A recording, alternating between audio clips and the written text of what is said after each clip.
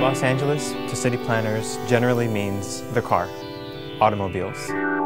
It has some of the worst traffic congestion and some of the worst auto-oriented pollution in the country. LA tends to be a very image-conscious place, and the auto industry spends over $20 billion a year promoting automobiles. What would happen if transit agencies spent a similar amount promoting mass transit?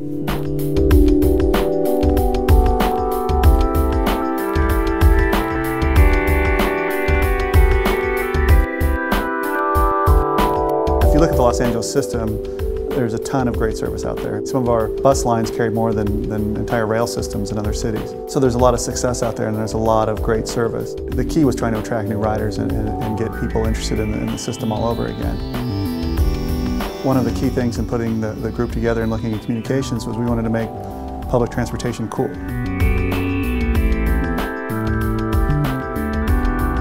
We're responsible for all of the creative elements that are at customer touch points.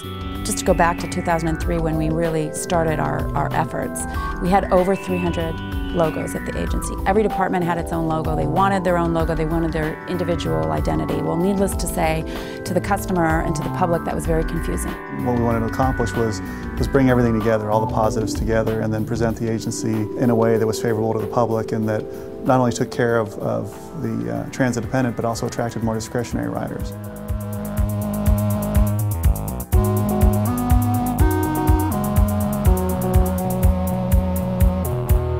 That has been a very successful campaign for us. We call it our opposites or our problem solution campaign. We started off saying, you know, we really do want to position Metro as the solution. So we thought of all these different things that were problems, and then we tried to make Metro and its logo be the solution to all of these problems in Los Angeles. I think the Naughty and Nice campaign is hilarious, showing that cars on the road are not so good and that the bus is like the savior or the hero right now.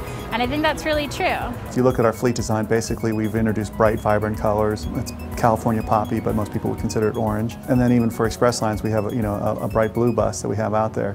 And it helps us differentiate the service and identify segments for customers to choose from. I would say that's our single most successful effort, has been rebranding of the fleet.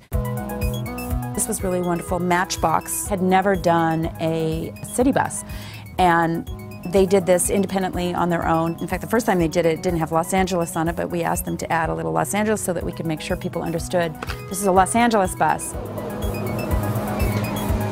We also have a public art program that brings professional artists in to enhance our stations. I think we have about 300 artists that we've commissioned to date that have incorporated their work throughout our system in really wonderful, often unexpected ways.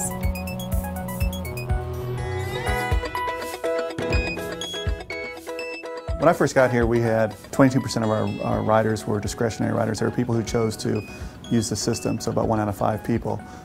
Since we implemented a lot of these communications programs and redesigned our fleet, we've raised that up to 36%. Promoting mass transit more effectively, the image of it, marketing of it, could create a virtuous cycle where better image leads to more ridership, which leads to more demand for service, so more service, and then the additional service then encourages more people to ride it. And this would be a great outcome. It's everything that you do that impacts ridership, and so it's how you present yourself, it's the services you put out on the street, and it's the public perception and more importantly their consideration of using the service. And every indicator we've had, looking at surveys and tracking what we've done, has been positive.